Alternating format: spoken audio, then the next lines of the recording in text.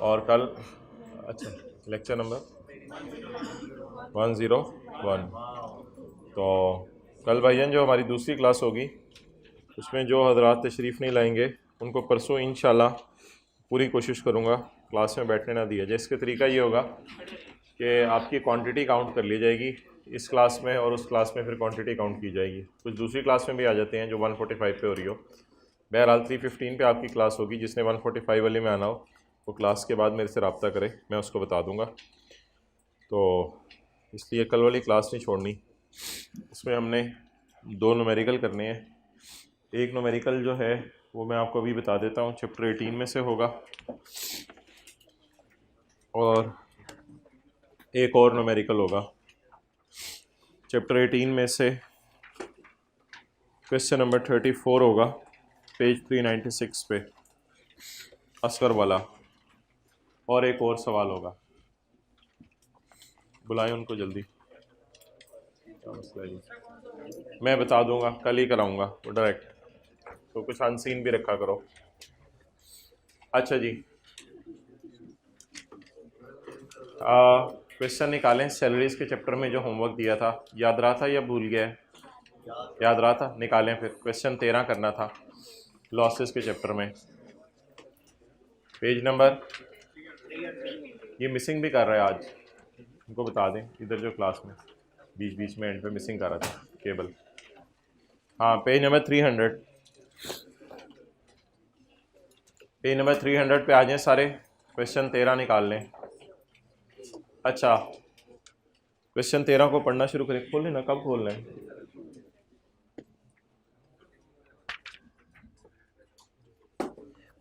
Question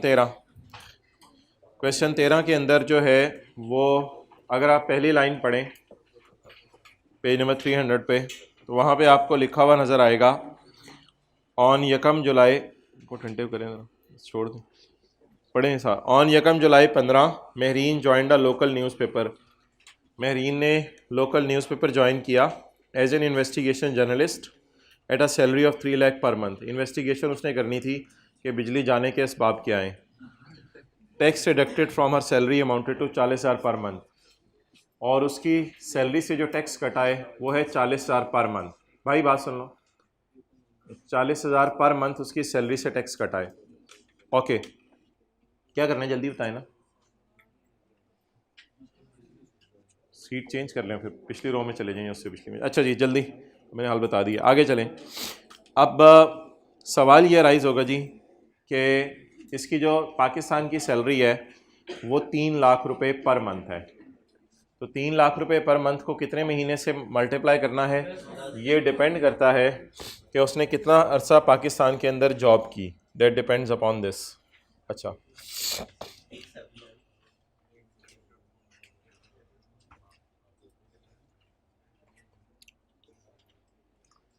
ये तो पाकिस्तान की सैलरी होगी जिसको हम अलिफ कहते थे, और ये बे है जर्मनी, यानी फॉरेन इनकम। फॉरेन इनकम की डिटेल इसकी ये है, speculation, non speculation, other source, capital gain. Foreign income में कुछ भी नहीं करना होता, सादा सा मैंने काम कहा था। ये फॉरेन इनकम करंट ईयर के प्रॉफिट्स या लॉसेज हैं, और ये पुराने साल के लॉसेज हैं। आपने सिर्फ करंट ईयर का लॉस पकड़ के उसको नीचे फेंक देना है, बस ये काम करना है। करंट ईयर का लॉस पकड़ के उसको कैरी फॉरवर्ड कर लेना है, 600 में से ये माइनस करना है, 1480 को पहले कॉलम में डालना है, 950 में से ये माइनस करना है। ये होता है फॉरेन लॉसेज का न्यूमेरिकल। करंट ईयर के लॉस को पकड़ के फेंक दें, प्रॉफिट्स को अंदर रख के पुराने लॉसेज माइनस कर दें। हेड का नाम भी पढ़ना कोई इतना ज़रूरी नहीं, क्योंकि हर हेड के लिए एक ही रूल है, करंट ईयर का लॉस कैरी फॉरवर्ड और पुराने लॉसेज इसमें से माइनस। On 1 May 16 Mehreen resign from her current job. इसका मतलब है पुराने एम्प्लॉयर के पास इसने 10 महीने नौकरी की है, मई जून का महीना नौकरी नहीं की। तो आपने 3 लाख को भी 12 से मल्टीप्लाई करना था, और जो टैक्स एंड पे माइनस करना होता है न्यूमेरिकल के, उसमें भी आपने 40,000 को 10 से मल्टीप्लाई करना था। On 1 May 16 Mehreen resign from her current job and joined Akhtar Marhaba an Arabic Habibi Yalla newspaper in Dubai. Dubai के अंदर जाके उसने ज्वाइन कर लिया एक जगह पे as a editor in chief on monthly salary of PKR 12 lakh. एक महीने की तनख्वाह उसकी 12 लाख है। बातें भी साथ साथ हो रही हैं, अच्छा समझ आ रहा होगा, फुल स्टॉप। EM ने आधी सैलरी दुबई में पे की है, उसको आधी सैलरी पाकिस्तान में पे की है, और वो महरीन बाजी जो है 2016 के एंड तक दुबई में पाई जाती हैं। अब सवाल ये है कि जब भी पेपर के अंदर फॉरेन सैलरी आ जाए, फॉरेन सैलरी, तो आपके जहन में सैलरी के चैप्टर के 2 सेक्शन आने चाहिए। ये बात याद रखिएगा, जब भी फॉरेन सैलरी आ जाए पेपर में तो आपके जहन में पेज 101 वाले 2 सेक्शन आने चाहिए। पेज 101 वाले जो 2 सेक्शन है उनमें पहला सेक्शन है 102। 102 ये कहता है कि अगर आपने फॉरेन इनकम पर टैक्स पे कर दिया है तो आपको फॉरेन सैलरी माफ़ हो जाएगी। एक अगला सेक्शन है उससे भी कमाल का, वो कहते हैं अगर आपने टैक्स नहीं भी पे किया तो ऐसी सूरत में अगर आप साबित कर दो कि आप साल के आखिरी दिन पाकिस्तान से बाहर हो और सिटीज़न हो तो भी आपको फ़ौरन सैलरी क्या हो जाएगी, माफ़ हो जाएगी। तो ये 2 लॉ की प्रोविजंस हैं जो फ़ौरन सैलरी को माफ़ करती हैं। इस बुनियाद के ऊपर जब हम वापस आए तो हमने देखा कि पाकिस्तान में सैलरी मिलना या बाहर के मुल्क में सैलरी मिलना, इससे कोई फ़र्क नहीं पड़ता। फ़ौरन सैलरी में ऐसा कोई तसव्वुर ही नहीं है कहाँ मिली, बल्कि फ़ौरन सैलरी में तसव्वुर ये है या तो टैक्स पे कर दो, अगर टैक्स पे नहीं किया तो फिर साल के आखिर दिन में बाहर हो गए तो भी फ़ौरन सैलरी माफ़ हो जाएगी। अब मोहतरम ये साल के आखिरी दिन बाहर है, फ़ौरन टैक्स पे करने का जिक्र नहीं है, लेकिन अल्लाह का शुक्र है साल के आखिरी दिन बाहर है। तो जब साल के आखिरी दिन बाहर है तो ऐसी सूरत में इसको बेनिफिट मिलेगा और इसकी फ़ौरन सैलरी माफ़ हो जाएगी। ये सोल्यूशन थोड़ा सा मैंने पुराने पैटर्न पे किया हुआ है, बेहतर इसका सोल्यूशन ये होगा कि आप सोल्यूशन में जाके 12 लाख मल्टीप्लाइड बाय 2 महीने 24 लाख को ऐड भी कर दें, लेस भी कर दें। सोल्यूशन में सिर्फ नोट डला हुआ है कि this income is exempt from tax, लेकिन बेहतर है 24 लाख को ऐड भी कर दें, लेस भी कर दें। तो जैसे एग्रीकल्चर इनकम को ऐड भी करते थे और लेस भी करते थे, तो लिखें इधर सोल्यूशन में 24 लाख को ऐड भी कर देंगे, लेस भी कर देंगे। ये फिर घर जाके खुद ही कर लीजिएगा जी।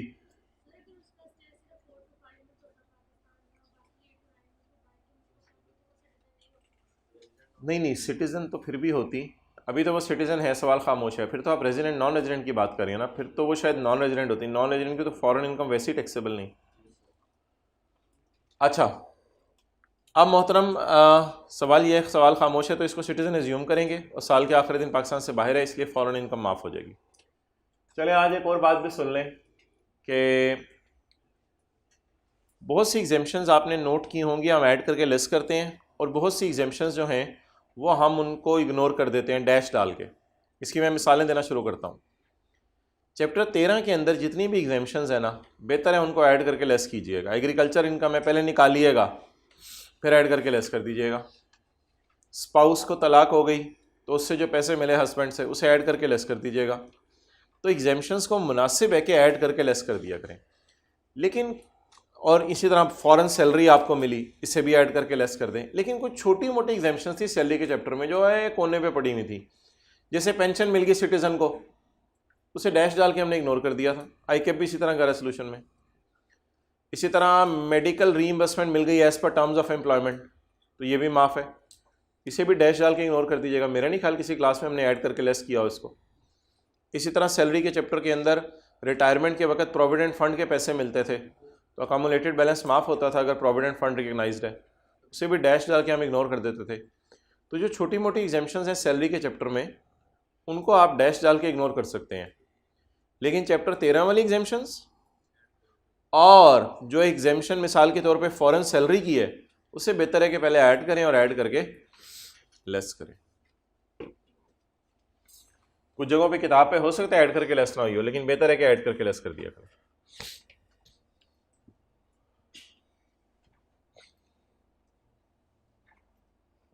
चैप्टर 15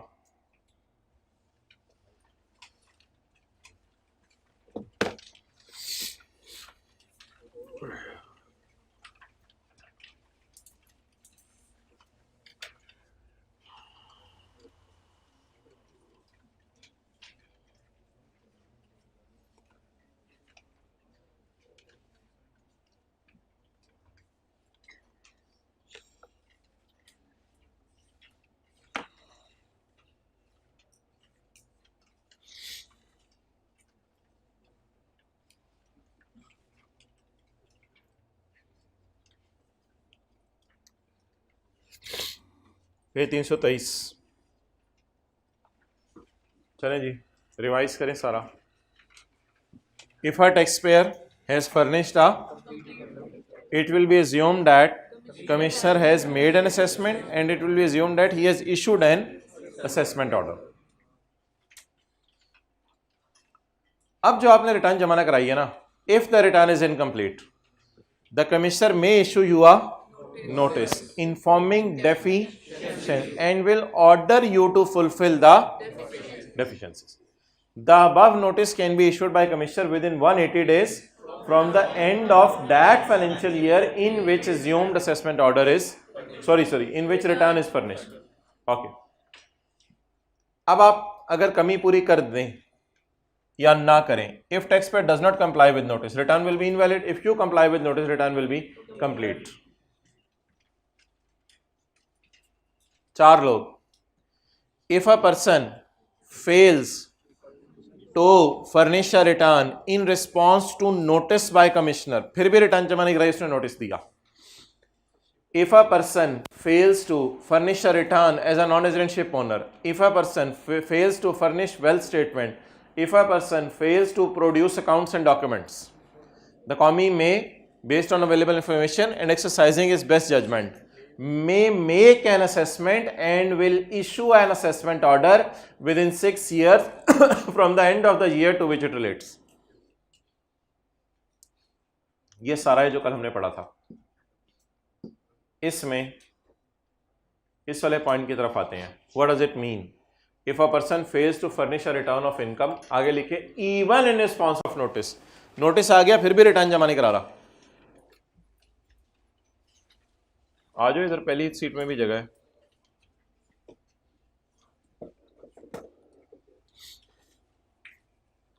ओके, गुजरने दो इसको.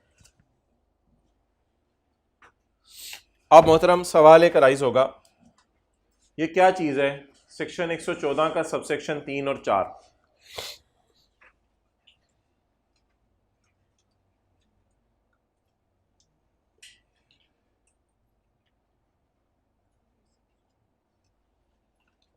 सेक्शन 114 का 4, page number 314.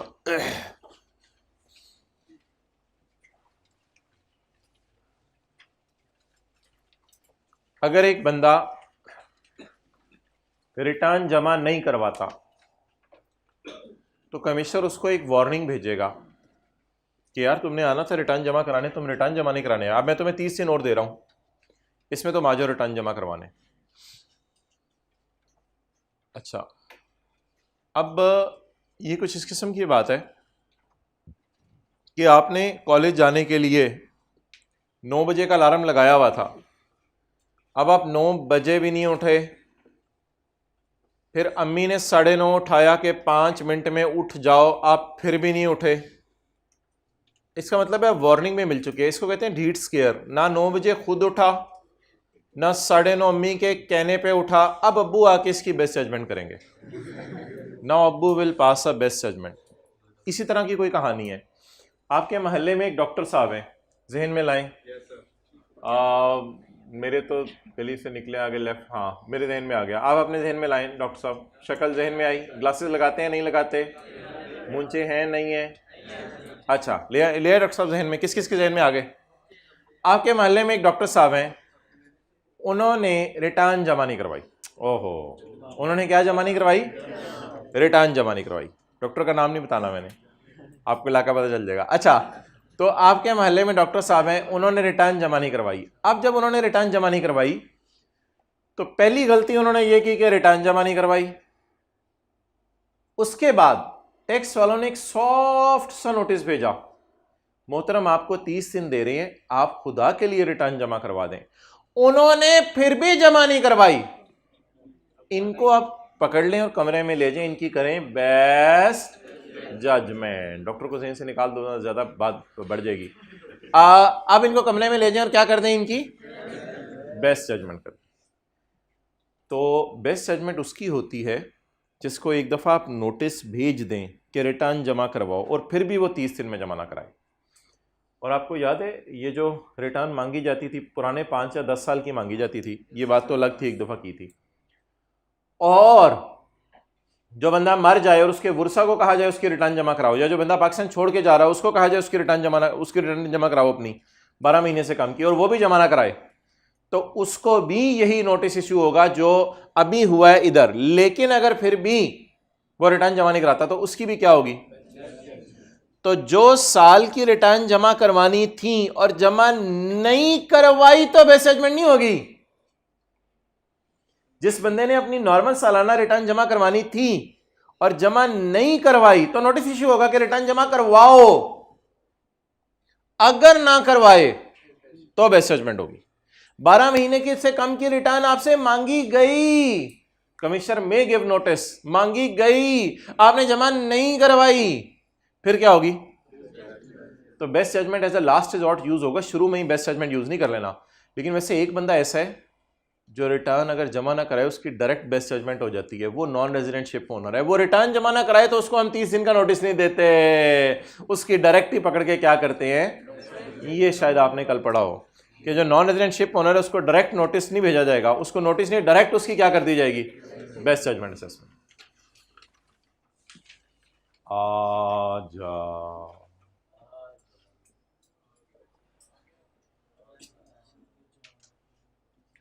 if a person fails to furnish a return even in response to notice under subsection 3 and subsection 4, clear? तो आपको नोटिस भेजा गया, आपने नोटिस को भी लिफ्ट नहीं कराई, तो आपकी बोलें क्या होगी? आप बता दें जी कितने लोगों की बेस्ट जजमेंट होनी है और कितने अरसे में होनी है? 4 लोगों की बेस्ट जजमेंट होनी है और कितने अरसे में होनी है? 6 साल के अंदर। ओके, एक आखिरी पॉइंट है जी, इसको फिर पढ़ के हम अगला सेक्शन शुरू करने लगे। ये कोई ख़ास इतना इम्पोर्टेंट नहीं है, बहरहाल पढ़ना तो पड़ेगा। एक बंदा है, उसने मुसलसल 5 साल से रिटर्न जमा नहीं कराई। हमने कहा था इससे 10 साल की रिटर्न मांगी जा सकती है। अब जब ये 10 साल या उनमें से किसी सालों की रिटर्न लाया तो साथ वेल्थ स्टेटमेंट लाना भूल गया, तो हमने कल पढ़ा था जो वेल्थ स्टेटमेंट ना लाए उसकी बेस्ट जजमेंट होगी। अब इसकी बेस्ट जजमेंट 6 साल में ना करें, इसकी बेस्ट जजमेंट जल्दी कर लें, क्योंकि इसने पहले ही 10 साल पुरानी रिटर्नें भी जमा नहीं कराई हुई, ये तो बड़ा मुजरिम है। इसकी बेस्ट जजमेंट फिर इसको लेट ना करें, इसकी बेस्ट जजमेंट ज़रा जल्दी कर लें। जब आपने उसे कहा था ना रिटर्नें लाओ, उस साल के आखिरी तारीख से 2 साल के अंदर अंदर आप उसकी रिटर्नों पे नज़र मारें, रिटर्नों पे नज़र मार के देखें किस किस साल की वेल्थ स्टेटमेंट नहीं लाया, वो उस साल की वेल्थ स्टेटमेंट उससे मांग लें। आई रिपीट, अगर एक साहब से मुसलसल 5 साल की रिटर्न जमा नहीं कराई, ये बात यहाँ नहीं लिखी हुई है, पहले की पड़ी हुई है। अगर एक साहब ने मुसलसल 5 साल रिटर्न जमा नहीं कराई तो इनसे कितने सालों की रिटर्न मांगी जाएगी? जब ये साहब 10 सालों या उनसे कम की रिटर्न लाएं तो साथ क्या लाना भूल गए? इनकी बेस्ट जजमेंट कर दें, इनकी बेस्ट जजमेंट कर दें। लेकिन ये बेस्ट जजमेंट अब 6 साल वाली लिमिट छोड़ें। अब जब आपने इनसे रिटर्न मांगी थी ना, जिस साल आपने उसको कहा था कि रिटर्नें लाओ, उस साल के आखिरी तारीख से 2 साल के अंदर अंदर इसको कहें अब तुम अपनी साथ साथ क्या ले आओ, बोले वेल्थ स्टेटमेंट। अगर 2021 में रिटर्न मांगी 10 साल की, अगर 2021 में रिटर्न मांगी 10 साल की और टैक्स पेयर ने अब कंबाइन जमा करा दी, 10 साल की रिटर्न कंबाइन जमा करा दी और उसने वेल्थ स्टेटमेंट जमा नहीं करवाई, अब आप 6 साल वाली लिमिट को भूल जाए। अब 21 का साल एंड होगा 30/6/21 को, तो 21 के बाद 2 साल 30/29 तक उसकी क्या कर दें? Best judgement assessment. पढ़ें जरा इसको। Where notice for furnishing a return of income is issued for 1 or more of the last 10 years, जहां आप उसको नोटिस देके 10 सालों की रिटर्न मंगवाएं तो best judgement order for wealth statement, best judgement order for filing wealth statement shall be issued within, बोले 2 years from the end of the year in which notice for furnishing of the return is issued। कब notice issue हुआ है furnishing return का? 2021 में।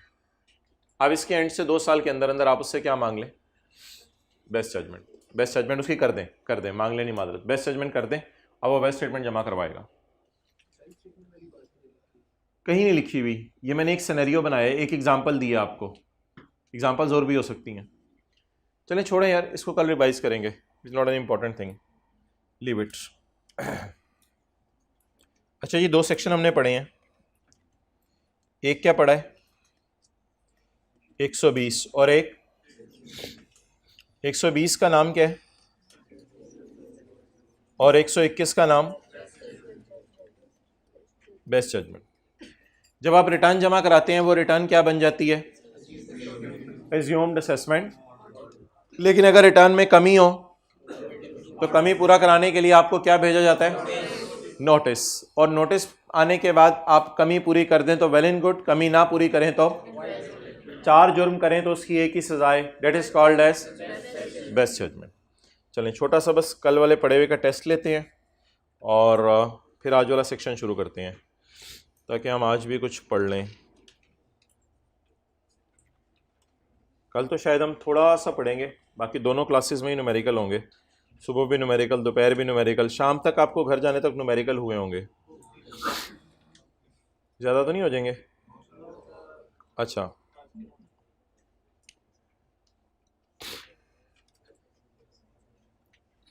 Question 14,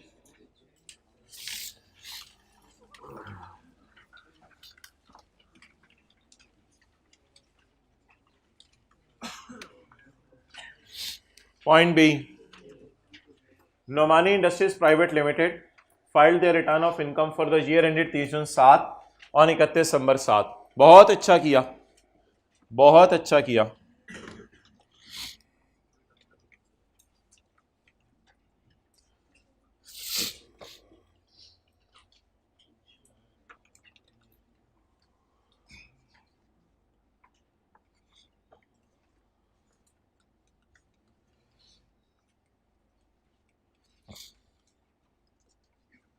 हमारे साल की return, बातें नहीं नहीं नहीं नहीं, हमारे साल की रिटर्न आपको पता है अगले साल जमा कराई जाती है।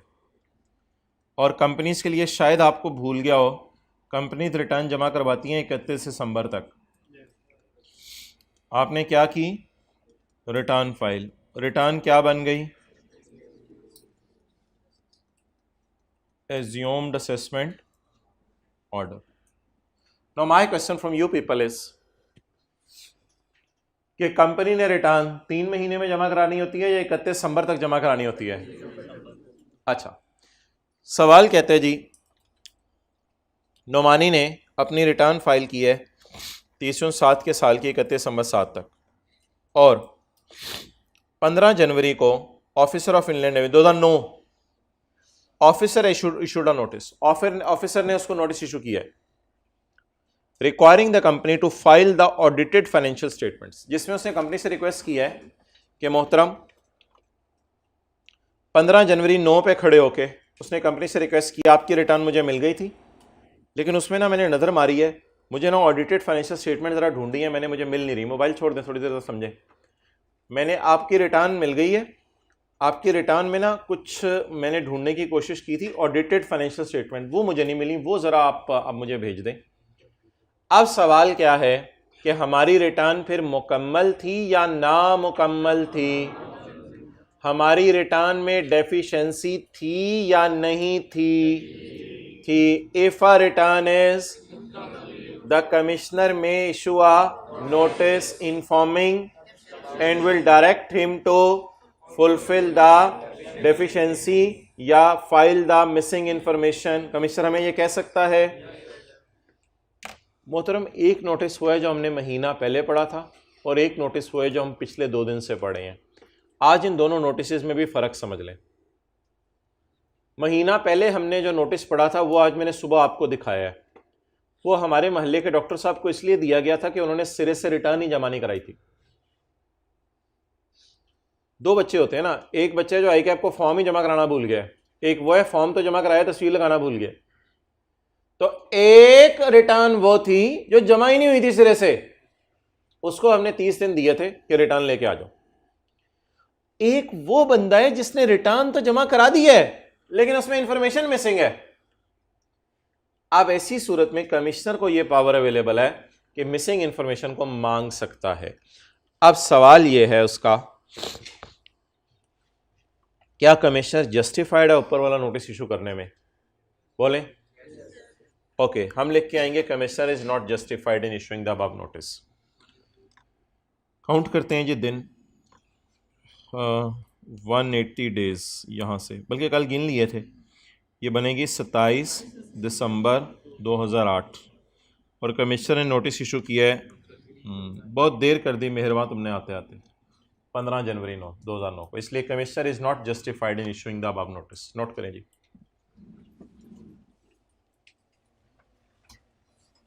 What is the last date? Last date के आगे क्या लिखूं? By which notice can be issued by sorry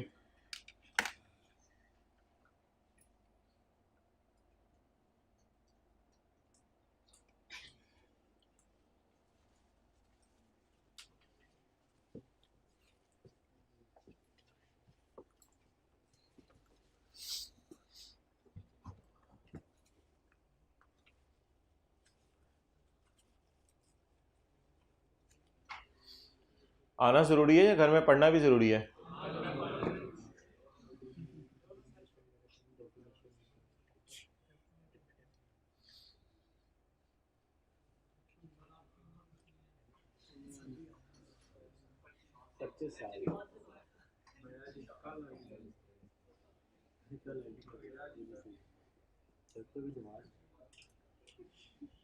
okay,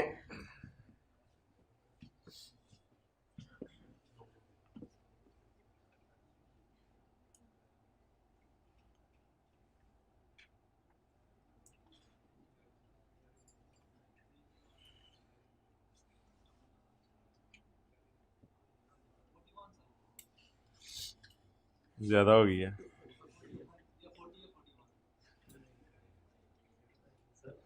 okay, आगे चलें। तो पहले हम लिख के आएंगे the notice demanding the deficiency can be send by commissioner with in 180 days from the end of the financial year. The notice can be issued with in 180 days from the end of the. अच्छा, इससे कोई फर्क नहीं पड़ता कि 30 सितंबर हो या 31 दिसंबर को रिटर्न हो, एंड इधर ही होना है। कल भी एंड 30 जून को ही हो रहा था, आज भी एंड 30 जून को ही हो रहा है। चाहे आप रिटर्न 30 सितंबर को जमा करवाएं इंडिविजुअल, चाहे कंपनी दिसंबर में रिटर्न जमा करवाए, it doesn't matter, financial year का एंड तो जून में ही होना है। तो the above notice can be issued by commissioner with in 180 days from the end of that financial year in which the return was furnished. इसके 180 दिनों के अंदर होना था, but the commissioner has send the notice on, so he is not justified in issuing the above notice. For further details you can contact me. नीचे लिखाइएगा अपना telephone number. Okay, पढ़ना शुरू करें अब आज, मेहरबानी। ये जो आप ग्रीन सिग्नल दे देते हैं ना, ये बड़ी कमाल चीज़ होती है और आप पूरे कमाल हैं। कल आप लोगों ने कोई छुट्टी नहीं करनी, कल दोनों क्लासों में जोश से, जज्बे से, हिम्मत से।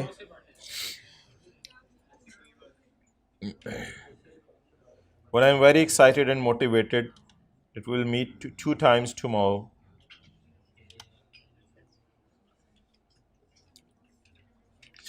मोहतरम आई कैप का मनपसंद सेक्शन आ गया है, सेक्शन 122। सेक्शन 122, ना 120 ना 121, ना में आबी ना में खाकी, मैं तो सेक्शन 122।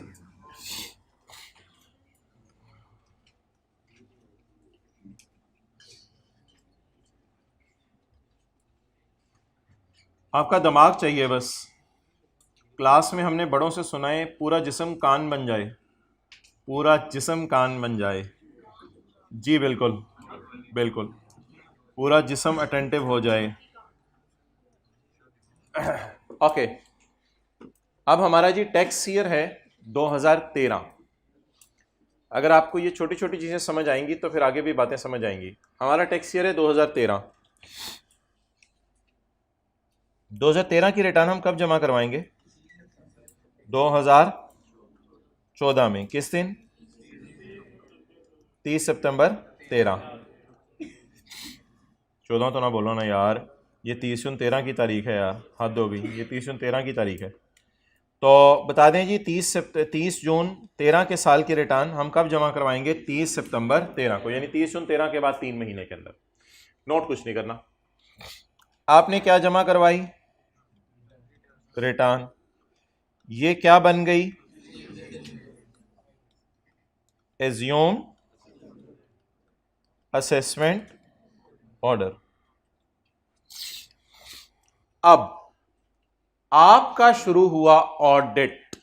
क्या शुरू हुआ? ऑडिट में निकली गलतियां, आपने रिकॉर्ड दिखा दिए। कल आपने रिकॉर्ड दिखाने से इनकार कर दिया था, तो सेक्शन 121 में आपकी सेक्शन 121 में आपकी बेस्ट जजमेंट हुई थी। आज आपने रिकॉर्ड दिखाने से इनकार नहीं किया, आज आपने कहा मैं हाजिर, मेरे रिकॉर्ड हाजिर, दिलो जान से हाजिर, आओ ऑडिटर बैठो, मेरा ऑडिट करो। आपने ऑडिट कराने पे मान गए। अब गेम ऑन होने लगी है। अब ऑडिट कराने पे, अब आपका शुरू हुआ ऑडिट। ऑडिट के बाद, ऑडिट होता है घूरी, ऑडिट के बाद आपको आएगा शो कॉज नोटिस, बार्किंग। वो वजह बताओ क्यों ना पेनल्टी को ऐड बैक कर दिया जाए, वजह बताओ क्यों ना 25,000 से ऊपर की तनख्वाह जो कैश में पी है ऐड कर दी जाए, वजह बताओ क्यों ना इंटरटेनमेंट एक्सीडिंग लिमिट्स क्रॉस कर रहे हैं ऐड बैक कर दी जाए, वजह बताओ क्यों ना घर के खर्चे ऐड बैक कर दिए जाएं, वजह बताओ क्यों ना फला फला खर्चे तुमने किए हैं जिनके सबूत अवेलेबल नहीं है वो ऐड कर दिए जाएं। इसे कहते हैं शो कॉज नोटिस। वजह बताओ ये सारे खर्चे ऐड बैक करके तुम्हारा प्रॉफिट क्यों ना बढ़ा दिया जाए। आपका शुरू हुआ ऑडिट, ऑडिट में आपने रिकॉर्ड दिखाने के मान गए, आपको इशू हुआ शो कॉज नोटिस यानी बार्किंग हुई। बार्किंग के बाद अब अगली चीज जो आपकी होनी है दैट इज बाइटिंग। हाँ इधर ले आए ना, हाँ जब मैं साथ से चल। बार्किंग के बाद अब आपकी अगली चीज कौन सी होनी है?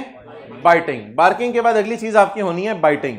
बाइटिंग का क्या मतलब है? अब आपको असेसमेंट ऑर्डर इशू होना है। अब आपको क्या इशू होना है? तो सेल्स टैक्स की कहानियां थोड़ी थोड़ी याद आ रही हैं।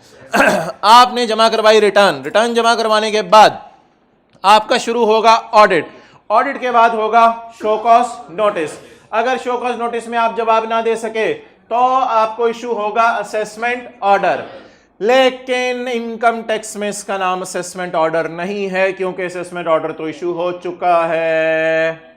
इनकम टैक्स में इस काटने का नाम है अमेंडेड असेसमेंट ऑर्डर। तो आज हम शुरू करने लगे हैं section 122, that is called as amended assessment order. तो आप जमा करवाएंगे रिटर्न, रिटर्न क्या बन जाएगी? Assumed assessment order. Assumed assessment order बनने के बाद आपका शुरू होगा ऑडिट। आप रिकॉर्ड दिखा देंगे, इसलिए आपकी बेस्ट जजमेंट नहीं होगी। ऑडिट के बाद टैक्स वाले पूछेंगे शो कॉज, शो कॉज, वजह बताओ, वजह बताओ क्यों ना तुम्हारे खिलाफ एक्शन लिया जाए। इसको कहते हैं भौंकना, बार्किंग होगी। अगर आप मुनासिब जवाब ना दे सके तो आपको काट लिया जाएगा, लेकिन यह कटवाना एक स्पेशल किस्म का कटवाना है, इसका नाम है अमेंडेड। अब सवाल यह है कि ऑडिट कितने अरसे में कर सकते हैं? हमारा 2028 में जाके ऑडिट शुरू कर दिया, 2014 का, 2013 के साल का, ये लुट मची हुई है। अब सवाल यह है ऑडिट कब तक कर सकते हैं? अब सवाल यह है शो कॉज नोटिस कब तक इशू कर सकते हैं? अब सवाल यह है कि काट कब तक सकते हैं? तो उसने कहा ना मैं बताऊंगा ऑडिट कब तक शुरू कर सकते हैं, ना मैं बताऊंगा शो कॉज नोटिस कब तक इशू कर सकते हैं। मैं सिर्फ बता दूंगा कि आपको काटा कब तक जा सकता है। ये इंप्लाइड होगा कि उससे पहले ही भौंकना है और उससे पहले ही घूरना है। क्लियर? अब उन्हें आपको कहा बेटा 5 बजे तक इस्लामाबाद पहुंचना है, छोटे भाई को भी ले आना मॉडल टाउन से, छोटे भाई को भी ले आना मॉडल टाउन से, और भेरा से जो है वो पकोड़े लेके आना। अब आपने पहुंचना है इस्लामाबाद।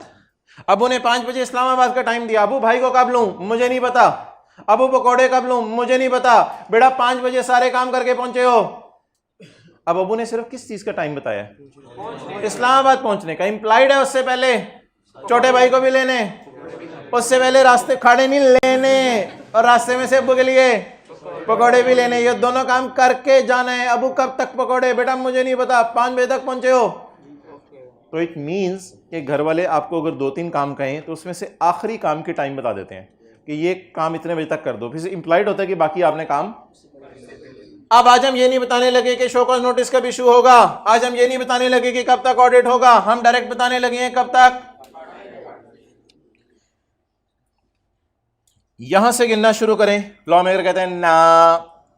यहां से गिनना शुरू करें, लॉ मेकर कहते हैं ना। यहां से गिनना शुरू करें, लॉ मेकर कहते हैं हाँ। बात होगी यार। अच्छा, यहां से गिनने हैं, कहां से गिनने? तो पहले तो स्टार्टिंग पॉइंट डिसाइड कर लें। यहां से ना, यहां से ना, यहां से आगे 5 साल गिनने आप। 5 साल के अंदर काटा जा सकता है। कटवाएं, सॉरी, 1 2 3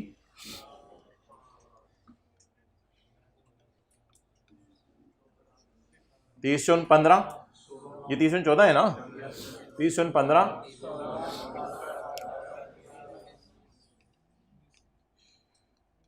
ये 30 × 13 था ना,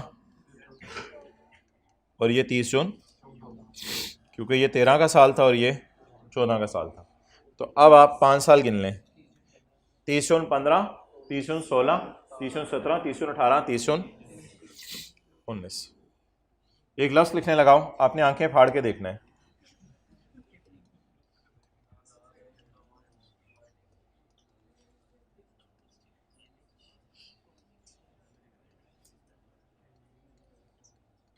थोड़े से डेले अंदर करें आंखों के।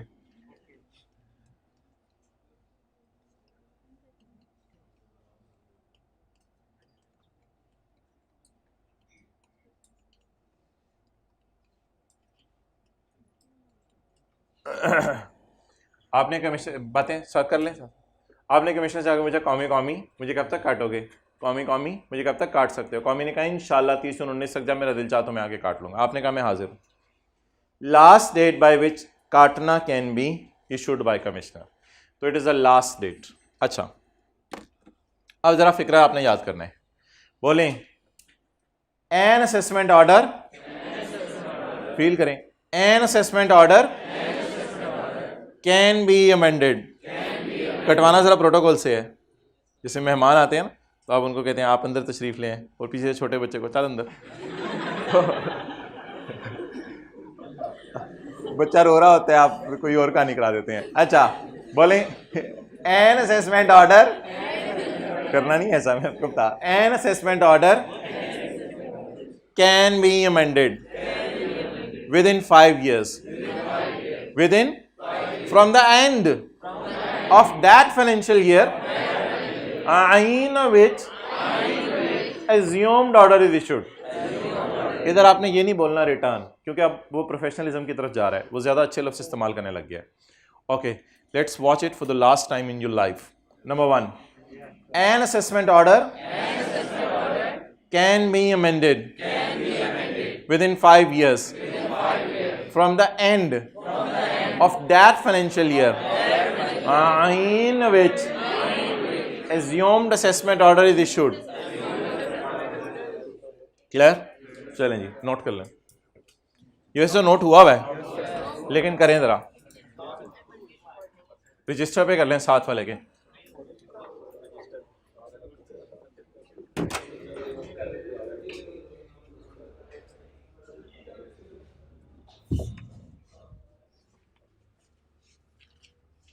अच्छा, आप लोगों ने आहिस्ता बोलना होता है, आज थोड़ा सा ज़रा बोल रहे हैं ऊंची।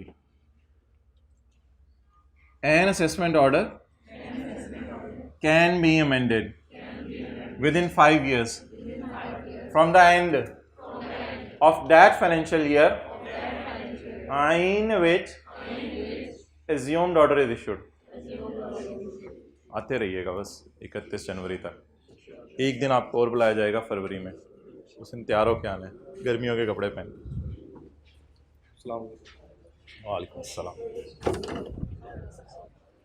An assessment order can be amended within 5 years from the end of that financial year in which assumed assessment order is issued.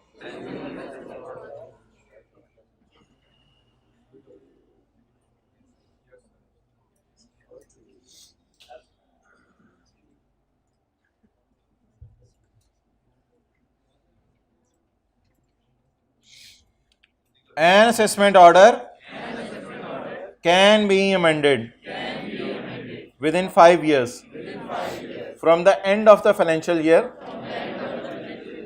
in which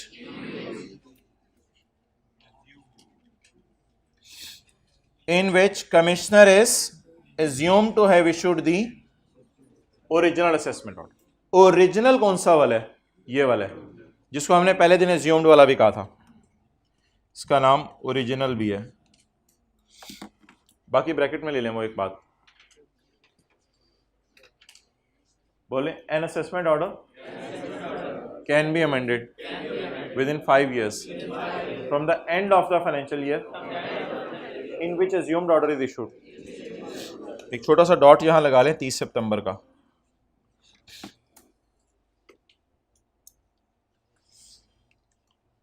अच्छा, सिनेरियो बेस्ड सवालों में अब ये लाइन आपने जरूर लिख के आनी है, it is the last date by which assessment order can be issued. नहीं, हद हो गई यार, assessment order can be issued लिखा है तो अमेंडेड, ये क्या मसला है, बस कर दें बोलना।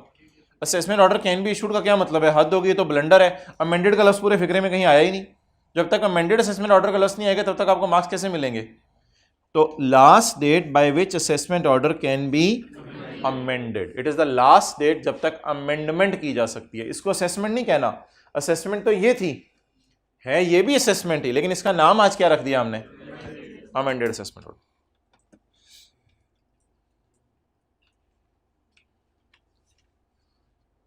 इधर देखें, the commie may amend an assessment order. दोबारा, द कॉमी मे अमेंड, पढ़ें जी पॉइंट 1, बात वही है। The commie may amend following assessment orders. Commie following assessment orders को अमेंड कर सकता है। कौन सा वाला? एज्यूम्ड वाला। अल्लाहु अकबर, बेस्ट जजमेंट को भी अमेंड कर सकता है। हाँ, हो सकता है ना ऐसा कि नॉन रेजिडेंट शिप ओनर की आपने बेस्ट जजमेंट की हो, बाद में कोई कहे नहीं यार ये आपने सही नहीं की, तो डबल बेस्ट जजमेंट नहीं हो सकती। अब अगर आपने दोबारा इस पावर को इस्तेमाल करना है तो अब आप बेस्ट जजमेंट नहीं करेंगे, आप बेस्ट जजमेंट को अमेंड करेंगे। Now this will be called as amended assessment order. 120 वाले को भी पकड़ के आप ऑडिट से गुजार सकते हैं और 121 वाले को पकड़ के भी आप ऑडिट से गुजार सकते हैं, क्योंकि 121 में आपने ऑडिट नहीं किया था, 121 में आपने एक्सरसाइज की थी अपनी बेस्ट जजमेंट, क्योंकि अगला ऑडिट करा के रिकॉर्ड दिखाने को भी तैयार नहीं था। इधर आपने अपनी बेस्ट जजमेंट इस्तेमाल की थी। लेकिन अगर आप चाहें तो बेस्ट जजमेंट वाले को दोबारा छेड़ सकते हैं। मलंग को छेड़ दिए, दोबारा छेड़ दें, मलंगी तो है, उसने क्या कहना है, तो इसलिए दोबारा छेड़ सकते हैं आप, कोई मसला नहीं। इसका क्या मतलब है? बाय मेकिंग ऑल्टरेशंस और additions as he considers necessary. Section 21 में पेनल्टी ऐड कर दें, एंटरटेनमेंट एक्सीडिंग लिमिट्स ऐड कर दें, और कोई चीज ड्राइंग्स ऐड कर दें, जो मर्जी ऑल्टरेशन एडिशंस करें। ओके, अगले सफे पे आए।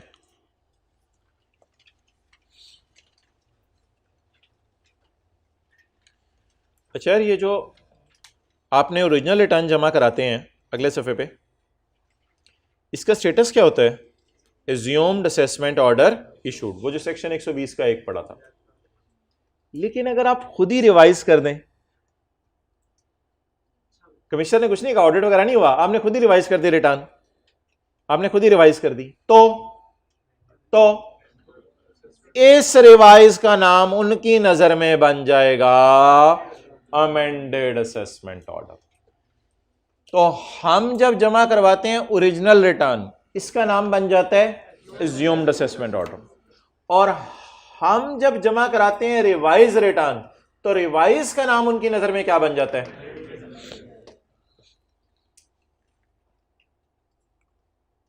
ओरिजिनल उनकी नजर में क्या बन जाती है और रिवाइज उनकी नजर में। तो ये मैंने आपको ना सेक्शन 122 का स्कोप बढ़ा दिया है। सेक्शन 122 ऑडिट के जरिए भी लग जाता है, और अगर आप रिटर्न जमा करा के खुद ही रिटर्न रिवाइज कर दें, it is also called as section 122।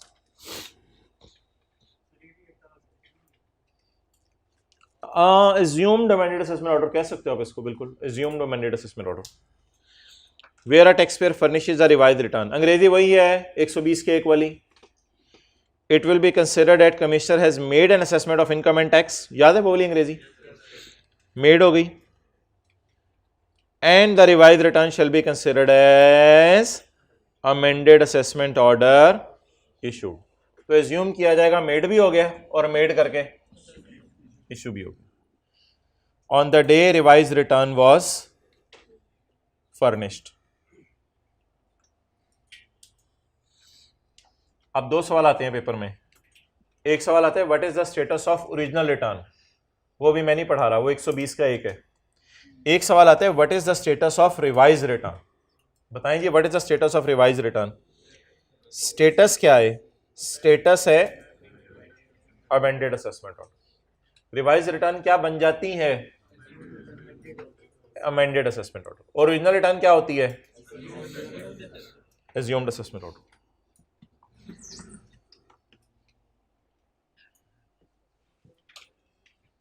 पूरा ना बनाइएगा, एक कुत्ता दो दफा काट सकते हैं। चलिए मसला हल हो गया, अगली बात फिर शुरू करते हैं। मैंने कहा था शायद इसी पे थोड़ा सा फटाफट हो जाए।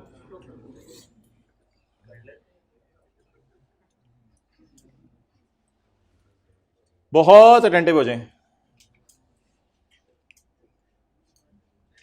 हमारा साल है 2020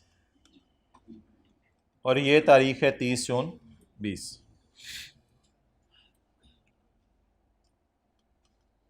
अगला साल है 30 बातें नहीं,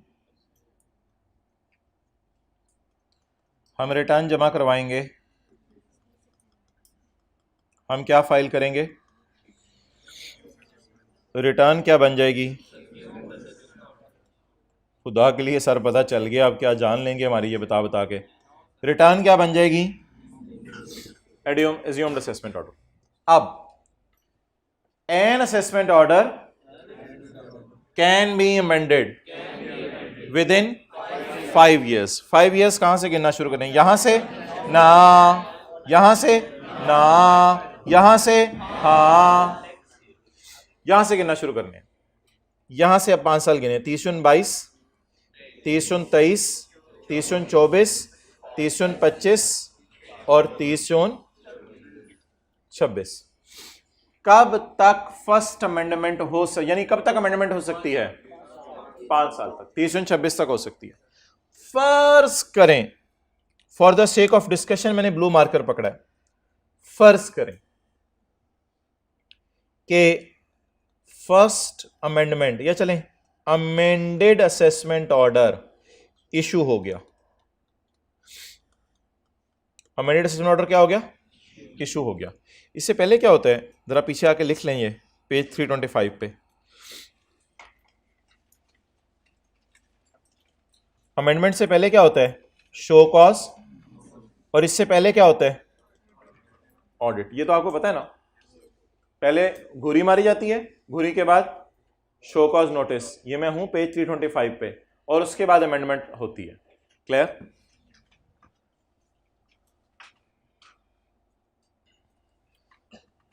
अच्छा, ये मैंने सवाल ज्यादा इंटरेस्टिंग बना दिया कि मैंने आपको बता दिया कि पहली दफा काट चुका है कमिश्नर, पहली दफा।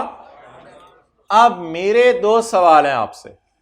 पहला सवाल, जो मैंने पुरानी लॉ की प्रोविजन पढ़ाई है उसकी रोशनी के अंदर जो है वो आप मुझे बता दें कि इस सिनेरियो के अंदर कब तक पहली दफा काटा जा सकता था? 30 जून। जरा येलो लाइन देख के बताएं, विद इन टाइम काट लिया। अब मेरे दो सवाल, दूसरी दफा काटा जा सकता है या नहीं? लॉ मेकर कहता है yes, as many times as may be necessary, जितनी दफा जरूरत महसूस हो काट लो, क्योंकि हो सकता है इस दफा आपने ऑडिट किया हो तो पता चला हो पाकिस्तान में प्रॉपर्टीज हैं, बाद में पता चले कि उसकी लंदन में भी प्रॉपर्टीज थी। अब आप कहें यार मैं तो ऑडिट करके अभी फारग हुआ था 30 जून 2020 के साल का, मुझे दोबारा ऑडिट करना पड़ गया। हो सकता है ऐसी कोई गलती बाद में भी पता चल जाए, ऑडिट के बाद भी गलती पता चल सकती है। तो इट मीन्स कि ऑडिट भी ज्यादा दफा किया जा सकता है, जब ऑडिट ज्यादा दफा किया जा सकता है तो काटा भी ज्यादा दफा जा सकता है। अब सवाल है कि अगर ज्यादा दफा काटा जा सकता है तो कब तक दूसरी दफा काटा जाएगा? दूसरी दफा काटने के लिए अब लिमिट सुने। अब एन असेसमेंट ऑर्डर नहीं बोलना, अब बोलने इफ एन असेसमेंट ऑर्डर। बोले if an assessment order has been amended, it can be amended as many times as may be necessary within the letter of, Pappu गल वध गई है, within the 5 years from the end of the financial year in which assumed assessment order is issued। ये तो वही बात होगी। Or 1 year from the end of the financial year in which first amendment took place।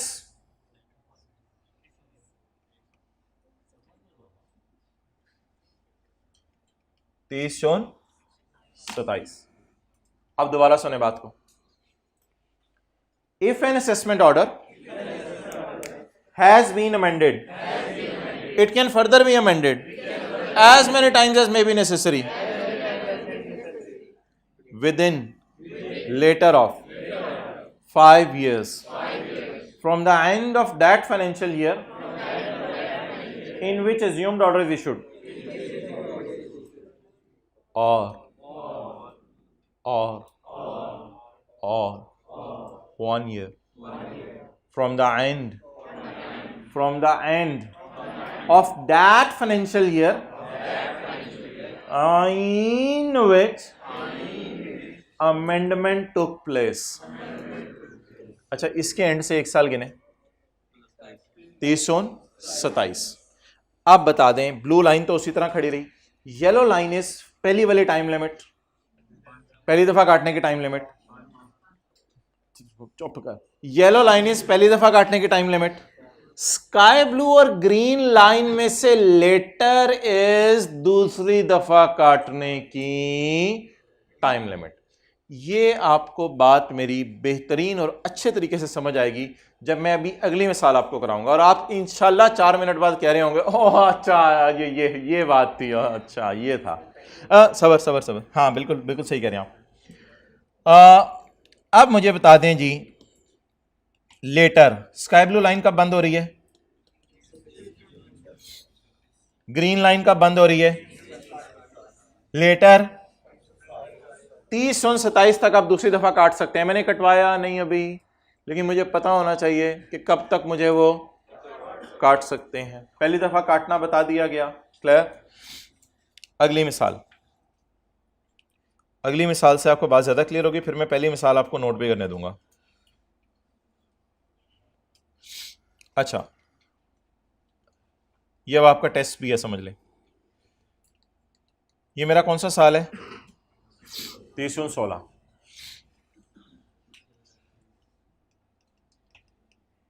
इसके return कब जमा कराएंगे, 30 सितंबर 16।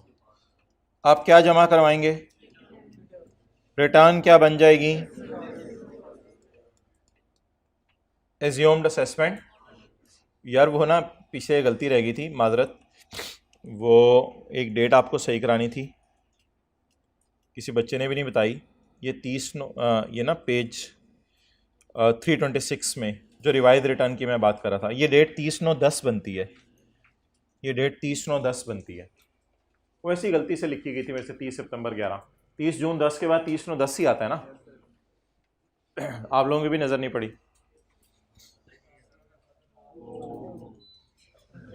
तुसी क्या फिर गेम पै गई। ओके क्या मतलब, इसमें क्या ऐसी बात है, अनइंटरप्टेड काम हुआ है। अच्छा आप मोहतरम मुझे ये बताएं कि मेरा साल कौन सा है, 16। 16 की रिटर्न मैंने कब जमा करवाई होगी, 17 में, लेकिन किस दिन, 3 महीने बाद। 30/9/16 के बाद 3 महीने, 30/9/16। ओके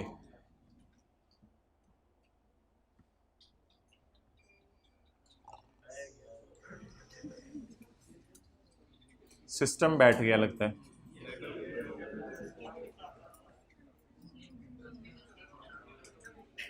पता नहीं ये पढ़ाने वाले की नीयत पे सिस्टम बैठता है या पढ़ने वालों की नीयत पे। पढ़ने वालों की नीयत खराब हो तो सिस्टम बैठता है। कर दो पॉज, ऑनलाइन वाले बातें सुन रहे हैं। चलो हम अपना काम हल्का कर देते हैं। कल टेक्स्ट का तो एक है ही ना, FR2 का फिर देख लेते हैं, उधर हल्का कर देते हैं। ओके अच्छा मोहतरम बताते रहा करो चीज़ें। इस चैप्टर में तो ये कोशिश की जा रही है इधर ही आपको याद करवाया जाए। पढ़ें जी। अब इस सूरत में मैंने आपसे पूछना है कि एज्यूम्ड असेसमेंट ऑर्डर कब इशू है। हमारा साल कौन सा है, 16 का। 16 का रिटर्न कब जमा करवाई, 30/9/16 को। 30/9/16 को रिटर्न क्या बन गई, एज्यूम्ड असेसमेंट ऑर्डर। अब ज़रा मुझे आपने बताना है कि फर्स्ट अमेंडमेंट कब तक हो सकती है, पहली दफ़ा कब तक काटा जा सकता है। 30/18, 30/19, 30/21, 30/22, 30/18, 30/19, 30/20,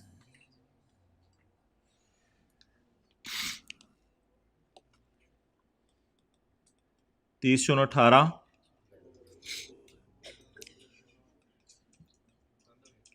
30/19, 30/20 और 30/21।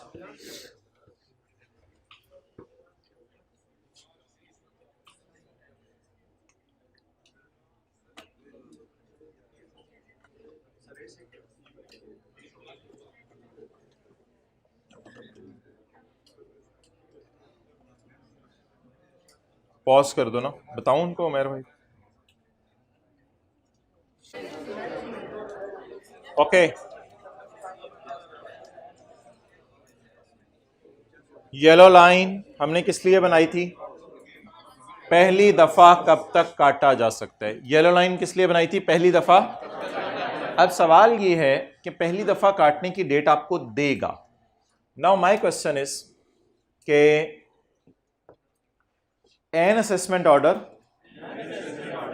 Can be amended within 5 years from the end of that financial year in which assumed order is issued। अच्छा फर्ज करें अब जरा बात बड़ी इंटरेस्टिंग है। फर्ज करें मई के महीने में अमेंडेड असेसमेंट ऑर्डर इशू हो गया। इससे पहले ऑडिट वगैरह हुआ होगा ना, अमेंडेड असेसमेंट ऑर्डर इशू हो गया, पहली दफा काट लिया गया।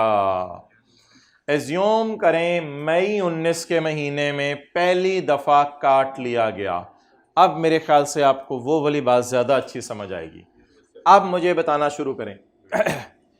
If an assessment order has been amended, it can further be amended as many times as may be necessary within the later of 5 years from the end of that financial year in which assumed order is issued, or 1 year from the end of that financial year in which amendment took place। अब लगवाएं जी मुझे green line. ये अब समझ आया पिछला वाला।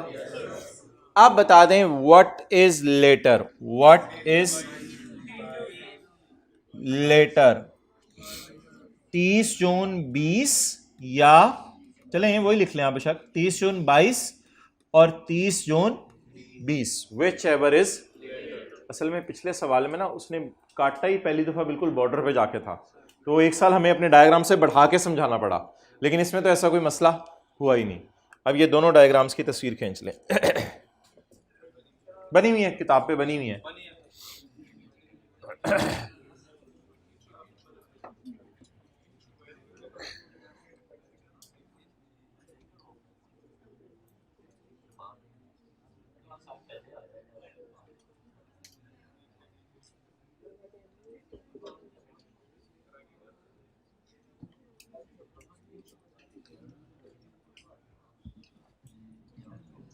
Yellow line हम किस लिए यूज करें? पहली दफा काटने के लिमिट, और स्काई ब्लू और ग्रीन लाइन दूसरी दफा काटने के लिमिट।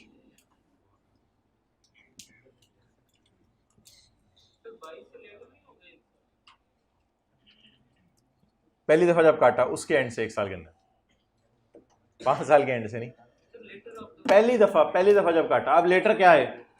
ये जब ग्रीन लाइन एंड हो रही है, या नहीं 5 years from the end of the financial year in which assumed order issued end हो रही है 30 जून 22 को। 1 year from the end of 1 year from the end of that financial year in which amendment took place. तो green line इधर and होगी, sky blue line इधर and होगी। What is later amongst these? 30 June 22। Okay चलें जी, अब हम थोड़ी सी प्रैक्टिस करते हैं इसी की। पेज 326 पे आ जाएं।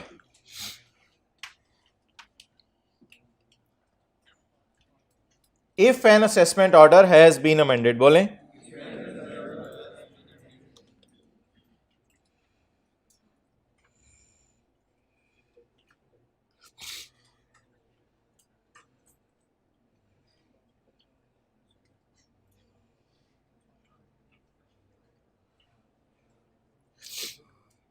बोलें, if an assessment order has been amended the commie may further amend as many times as may be necessary। हम तैयार हैं कटवाने के लिए, तुम तीर आजमाओ हम जिगर आजमाएं।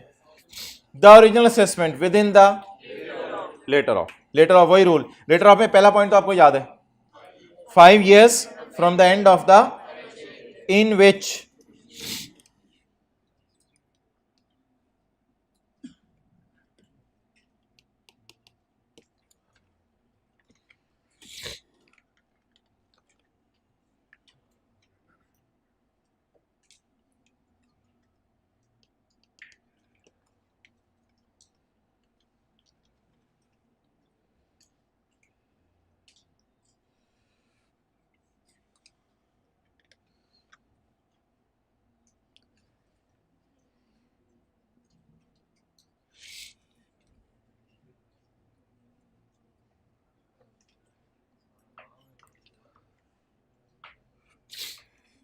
years from the end of the financial year in which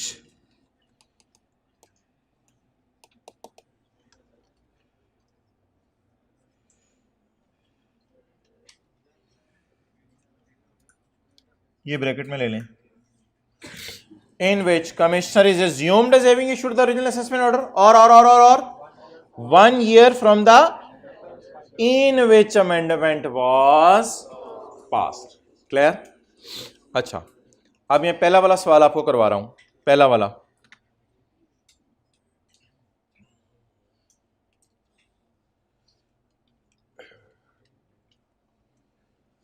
वाला सवाल आपको करवा रहा हूं। इसको ना अब आपने ज़बानी करना है डायग्राम के बगैर। आमिर ने फाइल की है रिटर्न 2020 के साल की 30/9/20 को। रिटर्न जो उसने फाइल की है ये क्या बन गई? assumed assessment order। it is also called as he was selected for audit। उसे मारी गई घूरी and the first काटना took place in March 26। identify the date by which second काटना can be made। बताएं सेकंड काटना कब तक हो सकता है? यही सवाल मैंने आपको करवाया है, बट वेट, इसको हम पेपर में कैसे करेंगे वो देखें। मेरा साल कौन सा है? 20। 20 की रिटर्न कब मैंने जमा कराई? 21 में। 21 की आखिरी तारीख 30 जून 21। 30 जून 21 से 5 साल गिने। 30 जून 22, 23, 24, 25, 26। मुझे बताएं इस जब मैंने रिटर्न जमा कराई इस साल की आखिरी तारीख क्या बनेगी? और यार बता दें 30 9 20 के बाद कौन सा 30 जून आ रहा है? 30 जून 21 से आगे 5 साल गिने। डायग्राम में नहीं बनानी, बैठ जाना पेपर में। 30 जून 21 से आगे 5 साल गिने। ये 5 इयर्स वाली लिमिट आपने गिन ली। ये हो गई येलो लाइन, ये ग्रीन स्काई ब्लू लाइन। अब ग्रीन लाइन गिननी है। पहली दफा कब काटा? मार्च, अप्रैल, मई, जून। जून 26 से 1 साल आगे गिने। 30 जून, विच एवर इज।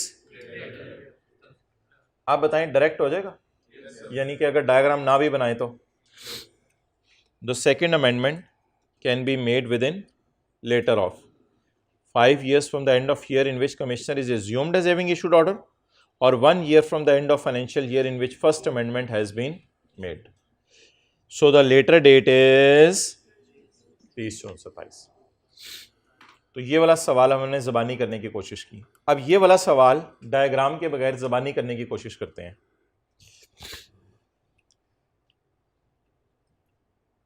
ये वैसे बनी हुई है डायग्राम, ऑप्शन 1 ऑप्शन 2 इन दोनों में से लेटर देखनी थी।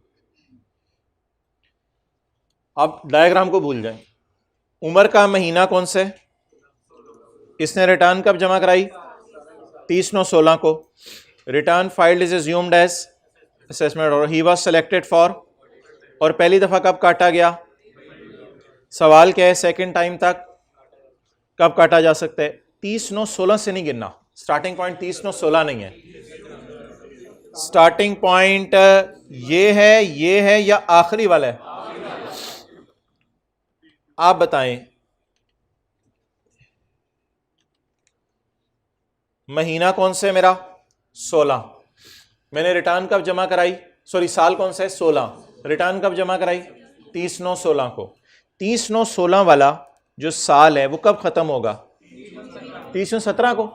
18, 19, 20, 21, 22। 5 years वाली डेट क्या बन गई? पहली दफा कब काटा? मई जून। 30 जून 19। 1 साल डालें जरा इसमें। 1 साल डालें 30 जून 19 के बाद 30 जून विच इज लेटर। कितने लोग कर लेंगे जुबानी? डायग्राम नहीं बनाने का टाइम मिलेगा। तो ये दोनों सवाल हमारे हो गए। तीसरा अब आप खुद कर लें।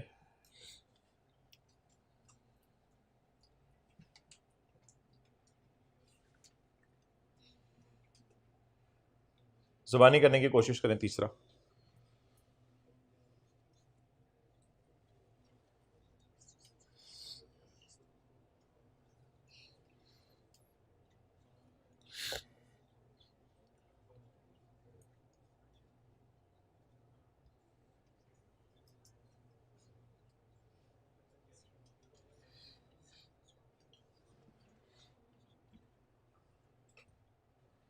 Okay, mister Stumpout has filed the return of income for tax year 2010 on 30 सितंबर 2010। Commissioner has amended the assessment for the first time. पहली दफा कब काटे? 31 जनवरी 12 को। Identify the specific date by which further काटना कैन बी डन। फर्दर काटना। अब मुझे बताएं हमारा साल कौन सा? इसकी रिटर्न कब जमा कराई? 30 जून 11 के साल में। 30 जून 11 से आगे 5 साल गिने। 30 जून 12, 13, 14, 15, 16। ये तो आम हालात वाली आगे डेट। पहली दफा काटा कब? 31 जनवरी 12 को। इसके बाद 30 जून कौन सा आ रहा है? 30 जून 12। 30 जून 12 के बाद साल गिने, एक साल गिने। 30 जून विच इज लेटर। तो 30 जून 16 तक यू कैन काट him for the first time. और कल इंशाल्लाह इसके और भी सवाल करते हैं ताकि ये ज़रा बात पक्की हो जाए। अब अगला सवाल मेरा ये है आपसे कि किन लोगों को ये ऑर्डर इशू होगा। कल हमने 4 लोगों को सजा दी थी, आज जरा देखते हैं किन लोगों को ये ऑर्डर इशू होगा। नहीं, मैं बताता हूं। कमिश्नर साहब आप अपने कमरे में पहुंचे। जी मैं पहुंच गया हूं, आप बंदे लाओ। कमिश्नर अपने कमरे में पहुंच गया। कौमी कमिश्नर साहब आज हम एक ये बबलू लाए हैं और एक ये बबली लाए हैं। तो कमिश्नर हम ये 2 बंदे लाए हैं आपके लिए। अच्छा यार इनको क्यों लाए हो आज? पहले ज़रा बबलू को तो लाओ। बबलू तुम्हारा कैसे आना हुआ? सर इसका ऑडिट शुरू हुआ था, इसने अपने रिकॉर्ड दिखा दिए थे और इसने इनकम कम शो की भी है, इसने टैक्स क्रेडिट ज़्यादा माइनस किए हुए हैं, इसने टैक्स रेट लोअर लगाए हुए हैं, इसने इनकम्स को हेड्स के अंदर मिसक्लासीफाई किया हुआ है। ये 5-6 गलतियां हमने इसकी ऑडिट में पकड़ी हैं। कमिश्नर ने कहा इसको बेस्ट जजमेंट वाले कमरे में ना लेके जाना, इसके लिए अलग कमरा बनाया हुआ है क्योंकि ये उन 4 में से नहीं है। इसको पकड़ के ना हमारी जो अंदर वाली जेल है ना उसमें डाल दो। डन। अब इस कमरे में जाके क्या होनी है इसकी, बेस्ट जजमेंट या amended assessment? Amended assessment. Babli को बुलाया जाए। सर ये बबली बड़ा 2 नंबर बंदा है, ये जो है ना लोगों को छेड़ता रहता है। देखिए आपको भी छेड़ है। अभी तो हमने इसकी फोटोकॉपी मंगवाई है, जब ये खुद आएगा तो फिर देखें क्या बनेगा आपका। चलो ले आओ यार बबली को, देखी जाएगी। हम भी तो अपने ज़माने के डॉन थे। तो बबली को बुलाया गया। इसने क्या किया है? सर इसने हुकूमत के रेवेन्यू को नुकसान पहुंचाया है। इसको अंडरग्राउंड ले जाओ, इसको देखते हैं क्या करना है। इसने क्या किया बोले? हुकूमत के रेवेन्यू को, एक लास्ट में बोलने लगा हूं, प्रेजुडिशियल नुकसान पहुंचाया है। To the interest of government, government के रेवेन्यू को नुकसान पहुंचाया है। कल हम देखेंगे इसकी क्या मिसालें बन सकती हैं, वो फिर मैं डिस्कस करूंगा। अब बता दें जी किन 2 लोगों की अमेंडमेंट ऑफ असेसमेंट की जा सकती है। ऑडिट में जिसकी 5-6 गलतियां पकड़ी जाए, वो 5-6 गलतियां भी मैंने आपको बता दी हैं। और दूसरा जिसने गवर्नमेंट के रेवेन्यू को,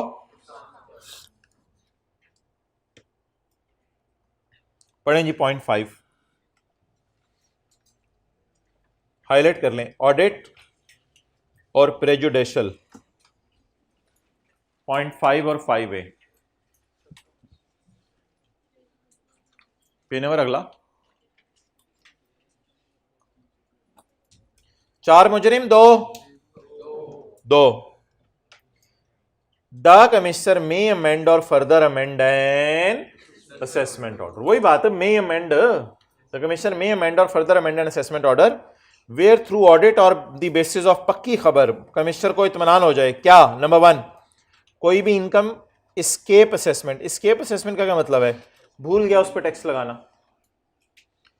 टोटल इनकम इज कम, lower rate is applied, excessive tax credit relief, excessive tax credit is provided. इन सारी चीजों से गवर्नमेंट को नुकसान हो रहा है। और any amount under a head of income has been. Audit में मोटी मोटी कितने किस्म की गलतियां पकड़ी जा सकती हैं? 3। ऑडिट में मोटी मोटी 3 गलतियां पकड़ी जा सकती हैं। दूसरी बात भी ना ऑलमोस्ट वही है, कल थोड़ा सा फर्क आपको बता दूंगा, इसमें बातें बाद में भी हो सकती हैं। अच्छा फिक्रा वही है जो बार बार सुबह के हम पढ़ रहे हैं। The commissioner make amend an assessment order. The commissioner may amend, वो वाला, the commissioner may amend an assessment order. The commissioner may amend, वही जो सुबह का पढ़ रहे हैं। The commissioner may amend an assessment order if, लिखें assumed order, if assumed order is नुकसानदेह to the interest of revenue of government. नुकसानदेह to the interest of revenue of government. अगर ये किसके रेवेन्यू को नुकसान पहुंचा रहे हैं? 2 बातें होंगी, number 1 audit and number 2 prejudicial. इंशाल्लाह ये सारा कल हमने रिवाइज करना है। जिस तरह 120 और 21 आपको मैंने सारा अंग्रेजी में दोबारा रिवाइज कराया, ये भी कल सारा रिवाइज करना है। अगली बात 5AA काट दें, 6 कल पढ़ लिया था। मेक जरूरी है या इशू भी करना है? इशू भी करना है, पढ़ा था कल। आफ्टर मेकिंग, मेक करने के बाद क्या मेक किया आज, बेस्ट या amended? After making amended assessment order the commissioner shall issue an amended assessment order स्टेटिंग amended income, amended tax, tax paid if any, and time place and manner of appealing. अगर आप हमारे खिलाफ appeal करना चाहते हो तो उसका तरीका भी आपको बता दिया जाएगा। अपीलिंग अगेंस्ट लिख लें, appealing against the assessment order.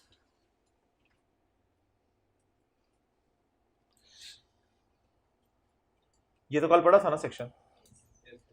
Point 8 आपने खुद ही पढ़ के आना है। पक्की खबर, पक्की खबर होती है शिकायत लगा दी, सर फलां के बैग में से ये निकल आया, फलां के पास ये है, फलां के पास ये है, ये आपने खुद ही पढ़ लेना है, मैं आपको पढ़ा भी दूंगा कल। पक्की खबर ये जी हमने पढ़ा हुआ है पॉइंट 9, ये हमने सेल्स टैक्स में पढ़ा हुआ है। तो मैं आपको अब सेल्स टैक्स में लेके जा रहा हूं और बहुत ज्यादा अटेंशन चाहिए आपकी, ताकि आपको पुरानी बातें याद आएं और आपका भी आना जरूरी है। पेज 462 पे 462,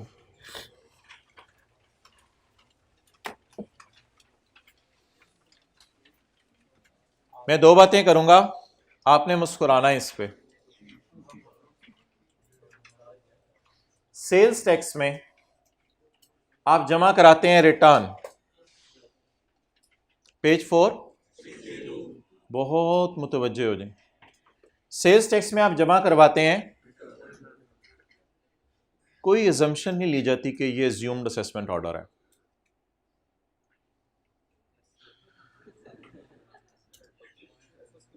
इसके बाद घूरा जाता है, घूरने के बाद भोंका जाता है।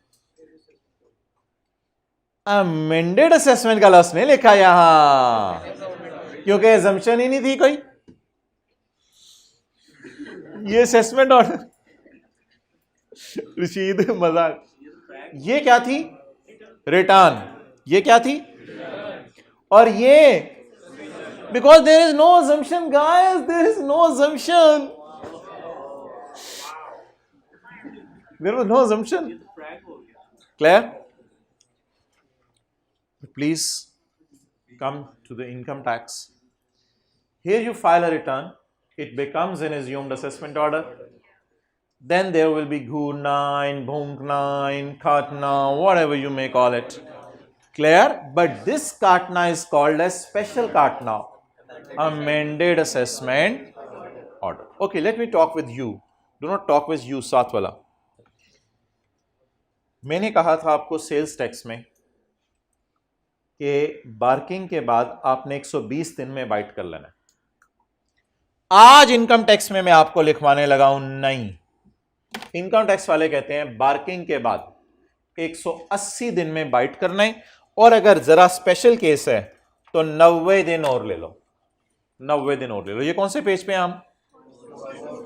462 पे। एक फिक्रा मैं बोलने लगा हूं,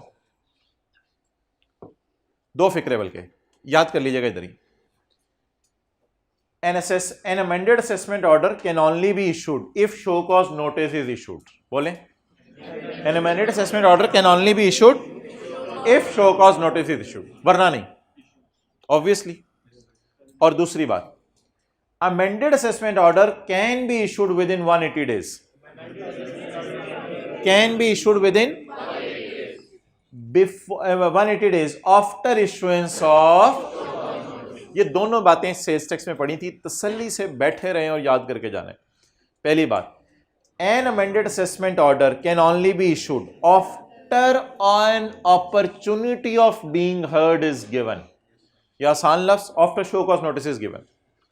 दूसरी बात, amended assessment order can be issued within from the issuance of show cause notice, यानी तुम पकोड़े अगर ले लिए तो फिर इतनी देर में तुम्हें इस्लामाबाद पहुंच भी जाना चाहिए, ठीक है। तो शो कॉज नोटिस के बाद अमेंडेड असेसमेंट ऑर्डर इतने अरसे में हो सकता है। डन। चलें पढ़ें, ये हमने याद किया हुआ सेल्स टैक्स में सारा। An assessment can only be if the taxpayer has been provided, नहीं अपॉर्चुनिटी को लिखें show cause notice. An assessment can only be amended if the taxpayer has been provided with show cause notice। वापस आ गया हम income tax में। अगर आपको क्या इशू कर दिया जाए पहले, और दूसरी बात अमेंडेड असेसमेंट ऑर्डर काटना shall be issued within 180 days of barking or in such extended period as the commissioner may, the extension shall not exceed, लिखें काटना shall be within 180 days of barking। काटना बार्किंग के 180 days में होगा। Bracket वाली line काट दें।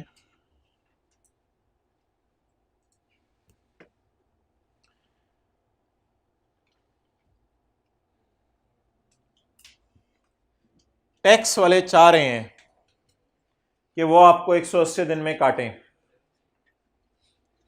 लेकिन आप 2 दिन के लिए बाहर के मुल्क सैर करने चले गए, ये टाइम काउंट नहीं होगा।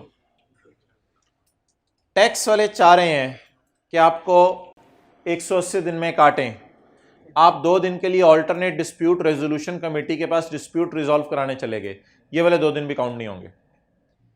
टैक्स वाले चाह रहे हैं कि आपको काटें 180 दिन में, आप 2 दिन के लिए कोर्ट के पास चले गए, स्टे ऑर्डर ले लिया, खुदा के लिए ये काम रुकवा दो, मैं बड़ा बिजी हूं, ये तीनों टाइम पीरियड्स काउंट नहीं होंगे। अब मेरे ख्याल से कमिश्नर के पास 186 डेज होंगे, 186 डेज के अंदर वो आपको काट ले।